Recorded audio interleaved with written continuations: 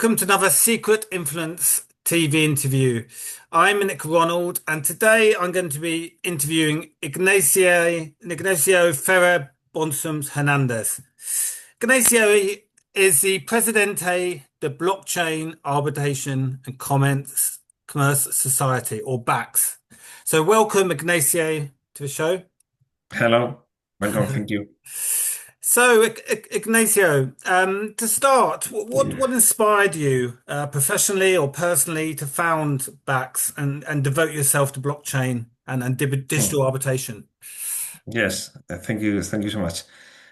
For me, the best question that was made about Bitcoin is that it's been studied mainly as a new currency, as a new way of money. So it's true that Bitcoin is money, and there are, I don't know, hundreds of books about explaining Bitcoin if it can be work as a legal tender, a store of value, and so on. But for me, the main question is how on earth it's possible to regulate a new currency without a states or traditional institution. Are we witnessing in the end a new way of ruling, a new way of law? And if it's the case, of course, but then what is this new way of ruling? So we are witnessing, and I think we are very lucky because we are witnessing a new way of regulation that is decentralized, is codified, and is deployed on the internet. And it can be issued by anyone. So it's this power belongs to the community, not to states. So I started to study this, like this idea.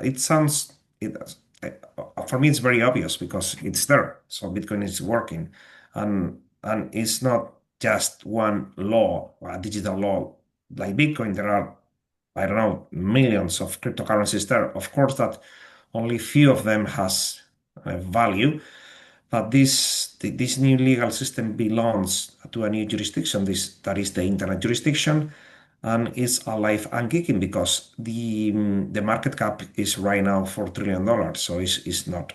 Of course, it's small if we compare it with gold, for instance, that is $30 trillion, but it's growing and growing, and it's real. So I think this. For me, that's like the first perspective as a lawyer. So, which kind of law is regulating these new technologies, or are regulating these new technologies?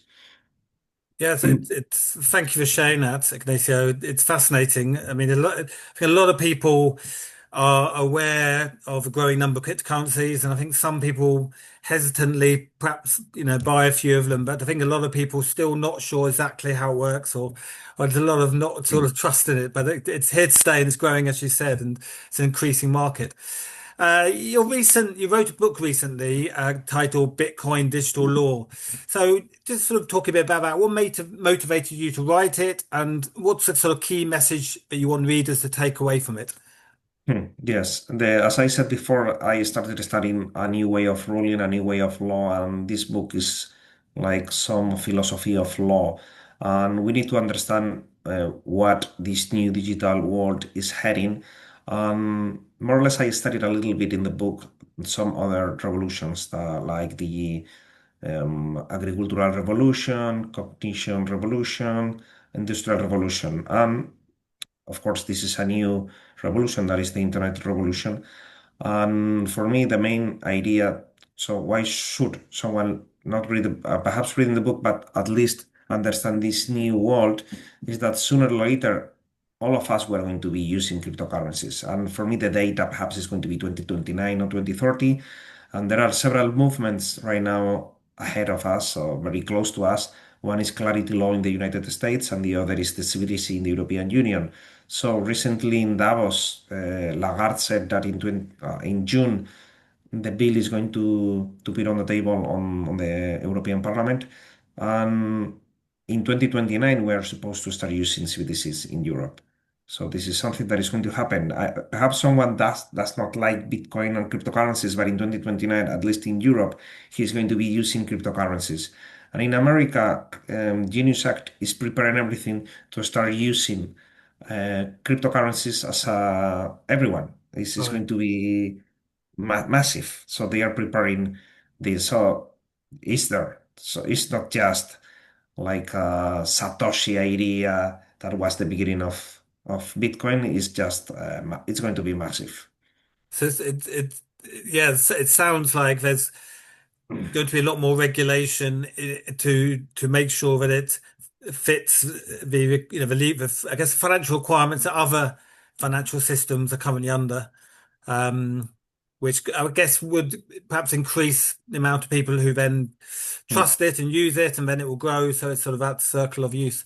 Mhm. Um, the next question I had for you, Ignacio, was Bax, which Mm. obviously you work at, you part of what you do, claims to operate a first international arbitration court, which specializes in Bitcoin and cryptocurrencies and also AI related disputes, which which sounds absolutely fascinating. So, what makes arbitration in blockchain or crypto different from traditional arbitration in court litigation? Yes, the point is that, yeah, okay, if you read the news about blockchain and cryptocurrencies, Sure. you realize that there are a lot of legal problems there. So you need a legal a justice system, effective justice mechanism system that it has to be new, because the internet jurisdiction is using a new way of ruling, as I said before, that is used by codification on the internet, and there are new realities. For instance, one is very easy, that is gold. So gold is Bitcoin. So Sure. in a new jurisdiction, you need gold. So Bitcoin is going to work. So imagine that there is no Bitcoin. Imagine that people in the internal jurisdiction, they don't want Bitcoin as gold. Right. Will appear another gold. That's it. Okay. So, but Bitcoin, I think, fits perfectly as digital gold. So, but if we don't have Bitcoin as gold, some digital gold, something will substitute Bitcoin. And then you have more proposals in this new way that is the internet jurisdiction, like Ethereum, that is a new way of ruling. So I can create my own cryptocurrency using Ethereum or Cardano, Solana. You have the DeFi, you have the stable coins. So for instance, do we need dollar on the internet jurisdiction? Yes. Which dollar we are going to use? The crypto dollar. So it's Tether. Right now it's the main one. So we will need also a new justice mechanism system. So that's we are trying to create. Is sooner or later we will use it because we need to solve disputes. So BACS is working on both sides. It's a traditional and recognized institution, but also is trying, but okay, we are knocking on the crypto doors and saying, okay, you have to introduce a second layer that is a justice mechanism system. So if there is a dispute, the token can be frozen and can be executed. That's the only way you can solve or you can have a justice mechanism. It's very obvious from my point of view, but it's not easy to put into practice. And I presume the amount of sort of arbitration cases will grow as the cryptocurrencies grow, because inevitably, the more people use something, the more um, there's going to be the arbitration cases coming up. I just had one question actually about, I guess one of the part of the challenge is that a lot of regulation varies from country to country, and I guess there's European regulation, then there's obviously US regulation. And is that, do you think, part of their challenge with so, related perhaps to arbitration, but looking at it globally, that obviously regulation of block cryptocurrencies and um, cryptocurrency disputes, they vary from the regulations country to country. Yes, yes, that's a problem. But so if you try to regulate only from one country to your own country, you got a problem. Sure. It's not practical. So what you need is establishing some standards. Okay. So and if okay, there are for me two kind of regulation. One is red regulation. It's Right. red color. You can Okay. do this or not. Imagine in MiCA law, it's okay. You cannot, for instance, be an exchange in Europe. Sorry, you need a license. It's a red, like a red flag. But then once you are in, you have the green regulation. It means that you can do whatever you want. Sure. You are Okay. free to do what you want. What's the problem? That you don't have standards. We Right. don't have standards. So, and who is supposed to do this? The community itself.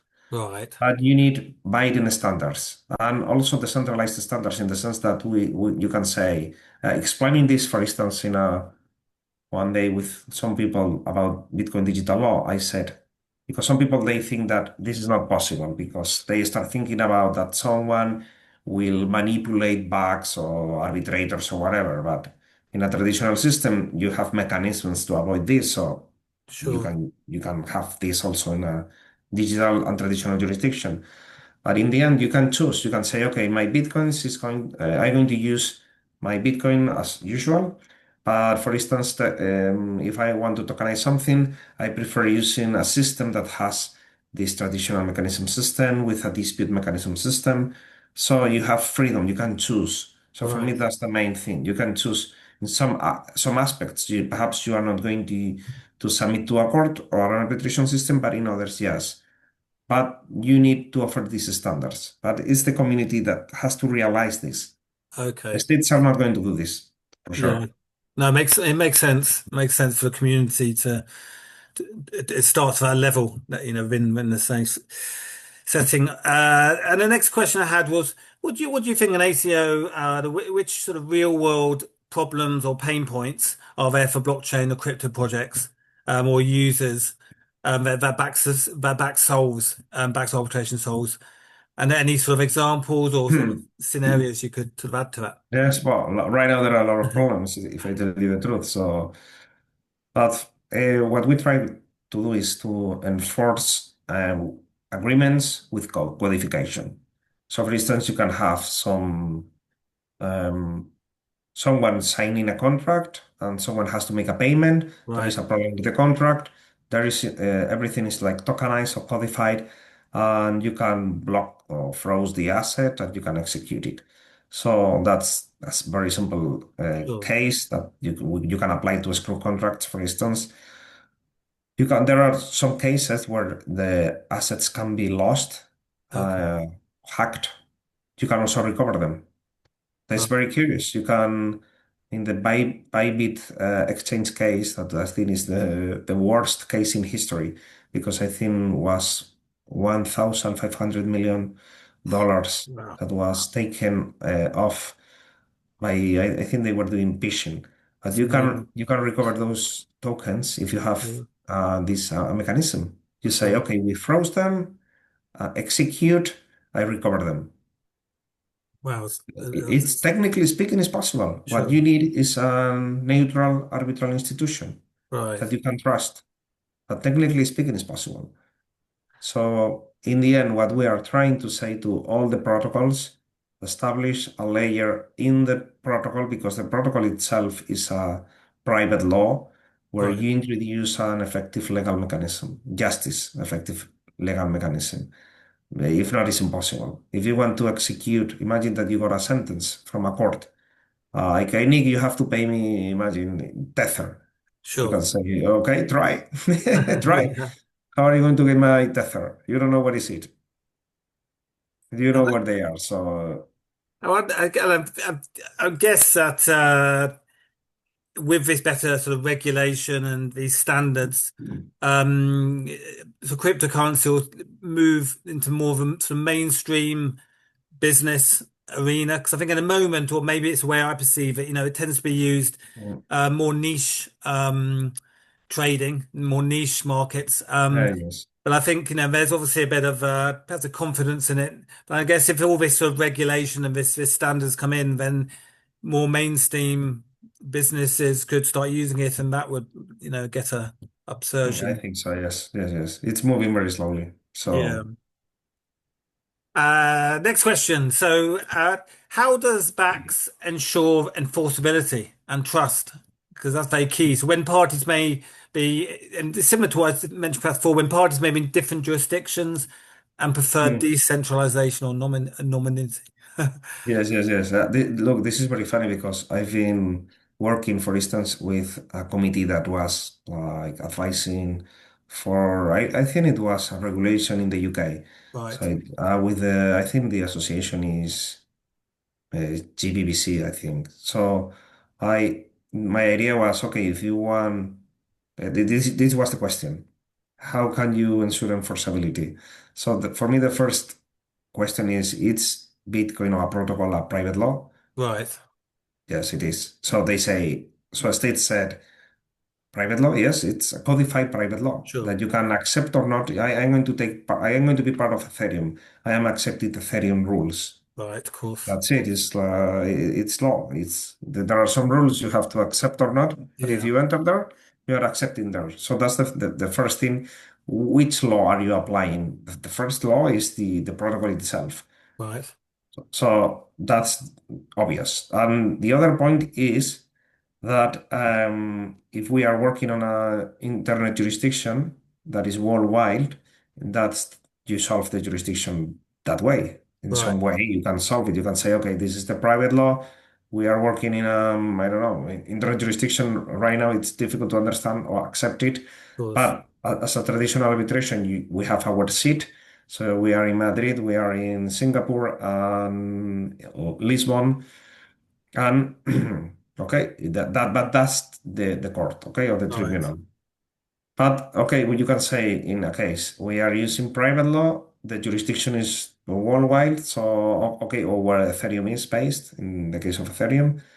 But it doesn't matter. Do you know why? Because enforceability comes with the blockchain itself. Right. So once you Okay. got the award, you execute it in the Right. blockchain itself. So Right. you solve all these problems this way. It's So, very okay. it's very funny. It's very good because then you don't even need to go. So in traditional arbitration system, you have the award, then you have to go imagine to Brazil and you have to say, hey, hello, court from Brazil. I want to execute this award. So imagine the judge has to read the award. Okay, it's according to international law? Yes, okay. It Right. is. And now I'm going to execute big Ethereums. Okay, let's look for Ethereums. What is Ethereum? First question, I don't know. Someone, what's Ethereum? It's a crypto. How I going to get Ethereum from this guy? It's impossible. So So, would it be fair to say that um, there will be a certain level of like accreditations or standards, and if a so say for example, if you know Ethereum had a you know standard and accreditation, so you knew I can trust this because they've been awarded this accreditation, so we know this is a hmm, something along those lines. yes, yes. There you need okay, we have ethics rules Sure. and we are neutral, and also we have confidentiality, for instance, but like every arbitration mechanism Right. or center, and also the centralization. This is something that some people they are very like panic because they said, okay, you are the only one doing this. No, but this is not the position. Right. Um, Arbitration is a peer-to-peer way of solving disputes. Sure. Of course. So internet is a peer-to-peer relation. Sure. Of So course. we can share value, but it's an a peer-to-peer way. But the best way, or the best or the peer-to-peer way of solving disputes is arbitration, Right. because we can choose the arbitrator. No, that's true. So we can say, okay, the arbitrator is going to be whoever we want, and if he accepts, he's going to become the arbitrator. And I think So it's yeah, and it's perfect. exactly having an arbitration system in itself is uh you know reflective of you know, a way to resolve disputes, as you say. That's you know with work you know in employment arbitrations are there for that purpose. Now using them for solving disputes and cryptocurrency arena as well. Uh, in so next looking at in Bitcoin digital law, and I know you argue that cryptocurrencies like Bitcoin could be seen not just as assets or tech, but a new form of digital law. I don't know if you could perhaps expand on that a bit Mm. and Yes, say what yes. you mean by that. Yeah, it's very funny because at first, central banks and governments, they say that Bitcoin has no value because it's not regulated. Right. They say, no, Bitcoin is not regulated, but it's not regulated by themselves, by them. Sure. But Bitcoin is regulated by itself, as I said Okay. before. So all the rules are in the protocol. Um, and the point, this is very curious. Bitcoin, if you know about Bitcoin, you know this, but many people don't know that what Bitcoin offers is legal certainty. So we know that there are going to be 21 million Bitcoins, We know that there is a hash rate for nodes. There is a proof of work, miners, and so on and so on. And we know that Bitcoin value is going up. Sooner or later will go up, and it's going up again and again and again. And more or less we know that this is going to happen because well, we can try to change the rules, but the nodes are not going to accept this change of rules. Sure. But if you see the rest of the world and the recent case of Donald Trump initiating a criminal proceeding against Jeremy Powell, and we are talking about the world's leading power, not a third world country, Sure. you understand that there is a lot of uncertainty, manipulation, but this is not happening with Bitcoin. Right. So curiously, this way of ruling give us more certainty than traditional law. So this is curious, but it's the reality. So I see sometimes that Bitcoin, I have more, I trust more in Bitcoin than in my own, in the constitution of my own country, for instance.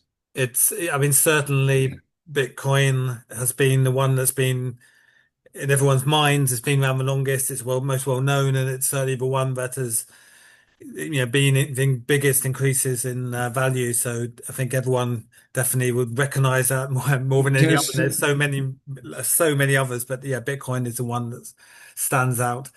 Next one was to ask you about internet jurisdiction and how you see that. Do you see that as a realistic complement or an alternative to state-based legal systems? Under what conditions I would it think work? right now, this question is really interesting because we are witnessing the position of different countries, institutions, uh, not just ignoring the internet jurisdiction, but Right. for me, it's like Greenland. Okay. So you have Greenland, and you can say Donald Trump is saying, I want Greenland," and he wants to buy it, and Mm, Donald Trump is buying the internet jurisdiction. If I tell you the truth, of this is course. happening. And okay, there are several cases. Also, I more or less I refer some of these cases in my book in chapter one, like the tornado cash that the at first it was no, it was okay convicted, but later it was the sanctions were overturned. A Right. tornado case is a case of how an state can intervene a digital law that is supposedly decentralized. So there is a state power. You have the El Salvador case recognizing Bitcoin as legal tender. That is very interesting, only for 2021 to 2025. And I think for me the turning point was January of 2024 with BlackRock, and when Right. they Of decided course. to approve the ETF, Bitcoin Sure. ETF, that by the way is the most profitable ETF in history Wow. and is the BlackRock most profitable product. Sure. So it's clear that they are betting on Bitcoin. Yeah. I But mean, and then we have Genius Act. And Genius Act is something really incredible, okay? But the thing is that not many people is talking about Genius Act this way. So Genius Act is a way of creating stable coins, not by the United States, by banks of the United States. right. Okay. So, but how much stablecoin? What's the sum? What's the amount? So right now we are in $4 trillion, the market cap of the internet jurisdiction. Okay. So when I say they want to buy the internet jurisdiction, is they want to start creating stable coins. And BlackRock CEO said that the market cap is going up, will go up to 15 trillion. So we're in 4 trillion. So they are going to add $11 trillion. Wow. So it's good for us. Yeah. Do you know why? Because Bitcoin will go up to $1 to $2 million at Sure. least. At the same time, they are starting offering Bitcoin to everyone in America. So Bank of America said recently that 1% or 4% of the portfolio should go to Bitcoin. Right. So for me, it's clear they are buying Bitcoin, they are preparing everything for Bitcoin, and in 2030 they will. Okay, many people is going to be buying Bitcoin or cryptocurrencies. They are going to tokenize. They are going to create stable coins. So for me, okay, the United States position is very clear. Sure. So for me, Europe position is very clear. Nothing on CBDC.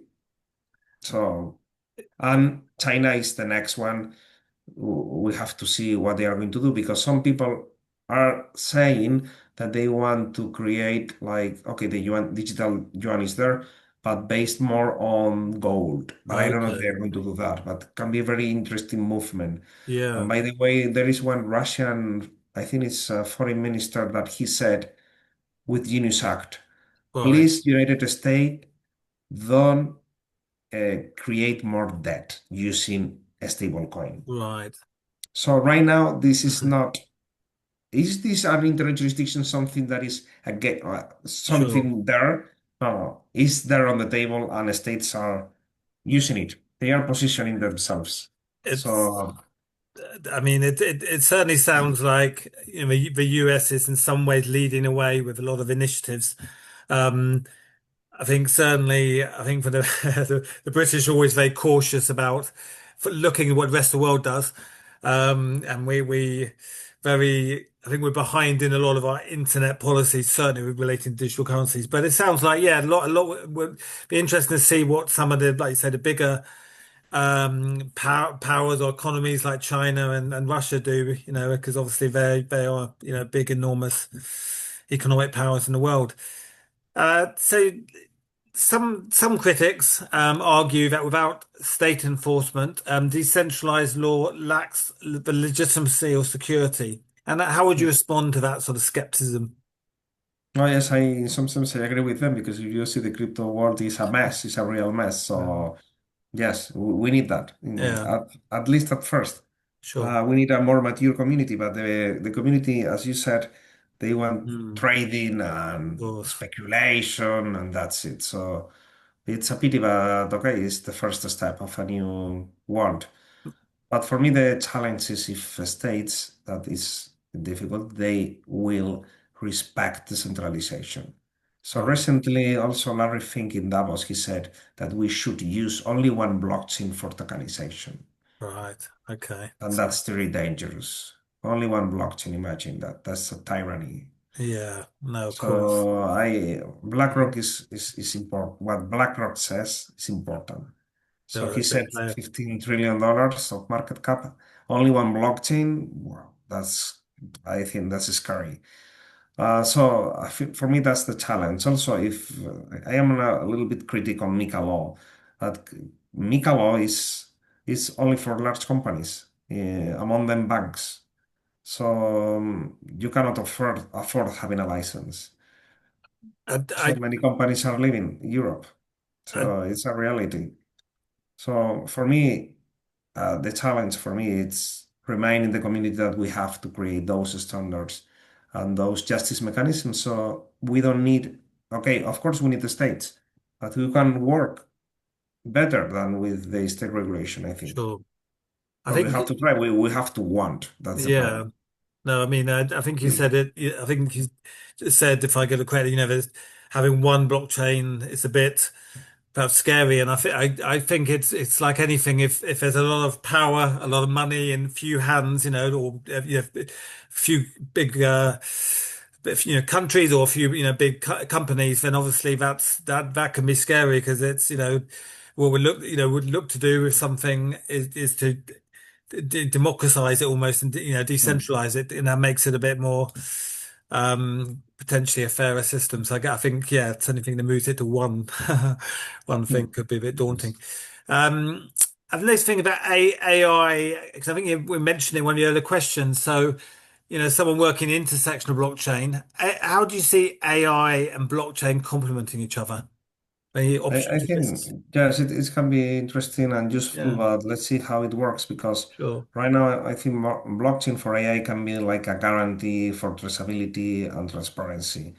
But right, I cannot see many like Bitcoin projects with like using blockchain AI. Bitcoin is clear, Ethereum is clear, for instance, or stable coins. But let's see what happens. So in the Sure. future, I think we will see if there are if there are important projects using both. But right now, I am waiting. I am looking forward for them. But I think it can work, of course, together. Okay, we'll have to watch this space. Yes, Um, that's it. so considering the technical complexity and the rapid evolution of both at the moment of both AI and blockchain, how can a legal framework adapt quick enough to remain relevant and effective? Yes, yes. I am repeating Challenge. all the time the same ideas, but uh, you need, for instance, the arbitration procedure should be like specific for these new technologies. So in Bax, we are working with some characteristics that are that specialization. Sure, So we have specialized arbitrators and also technicians that they know how to solve some technical problems. sure. And they work as an arbitrator, but they are not lawyers, they are Right. technicians. So this Okay. is really very interesting. Yeah, we need very fast procedures, so speedy process. So you don't have to wait a Bitcoin halving to get a sentence that is for years. But a Bitcoin halving is is a, is a world in Of this course. new era. And for me, the main thing is enforcement. Cool. So that's what I mentioned before, that we should introduce in the code the way to enforce the awards. And with that, you have the best justice mechanism in history That's because very. you execute it in a second. Do you, Imagine. so let's get to the next question. So, do you think then, I guess, well, BACS fits alongside traditional regulation? Yeah, and I guess you've almost answered that, haven't you? They work well. Yes, yes, yes. We work in both sides. Sure, Yeah, for instance, imagine that you got an award from Bucks. sure. You can go to court and you say, Yeah, okay, I want to execute this award. So you have to wait for years and get nothing. And you can say to the arbitrator, please press the button and execute the award. And in less than in a second, you got the tokens. wow, it's incredible. Yes, this is huge. And for any companies evaluating whether to join BACS or relying BACS arbitration, what are the sort of main incentives? You know, Yes, I think as you said before, and you put it out before, many companies they want, or many people in the blockchain of course, they want to make trading, get profits like okay in a short period of time. So that's why there are a lot of scams and problems.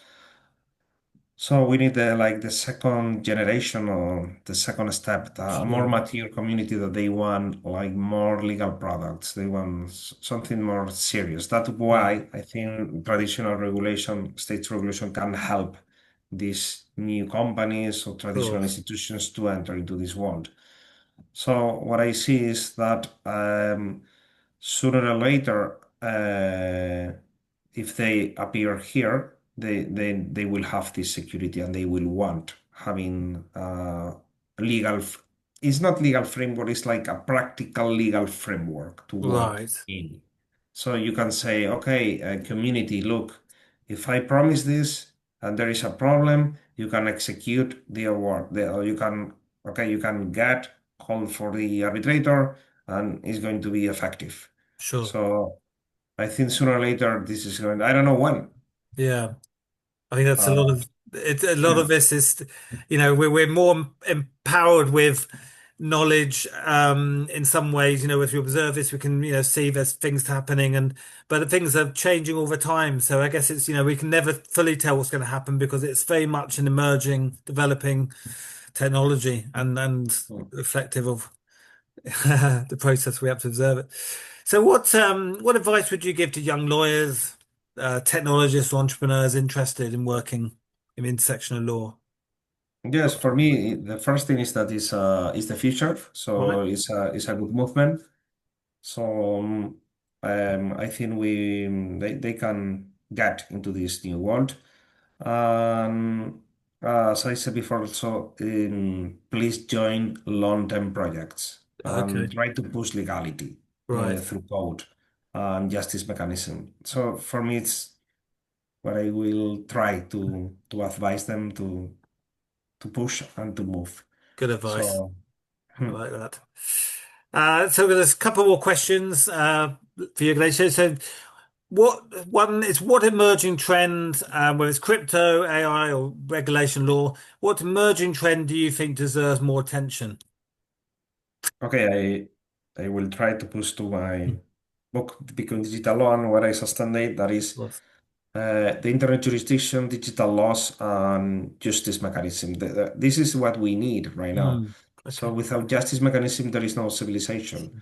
There is a lack of it in Right. this new digital world. So for me, it's the challenge I've been working for the last year. So I'm gonna tell that We'll one. see. So, final question is, do you how do you, how do you think the world will look in, say, Hmm. 10 years if the ideas, you defend, become more mainstream? So, prediction for Hmm. how? So right now, one of the answers for me is easy. As I said before with Genius Act, What? the Bitcoin price will go up, I think in 2029, 2030 to $1 or $2 million. That's not because I am just someone who likes Bitcoin. I say this because of the news I'm reading in Genius Act, Bank of America, BlackRock, and so on. So this is a movement. And the second is how is going to happen with tokenization. So because BlackRock is saying they want to tokenize everything. Right. Recently he said we want to use one blockchain, but how is this going to work? Sure. So for me, that's the second question. And the third one is if we are going to make this a step forward of using as a community legal mechanisms, not just rely only on states. Sure. So because if we have these mechanisms, okay, a state can regulate in one way or in another, but we have our own way of solving our problems. True. So I think that for me, I would like having that Okay. real. Wow. Ignacio, thank you for your time. It's absolutely fascinating subject, and I feel a little bit more knowledgeable now than I did. And it's been a real educational, Thank you so much, educational Nathan. chat. So, I'll share the link to your book, and of course, anyone watching this, do check out Ignacio's book to find more about the subjects we've discussed. And I think you're also on LinkedIn. I guess people could reach out to you, get in touch if you Okay, want to perfect. reach Thank you out so and much, Nick. okay, well, yes, thank you for your time, and please do subscribe to be notified of more upcoming interviews. Okay, thanks. Thanks.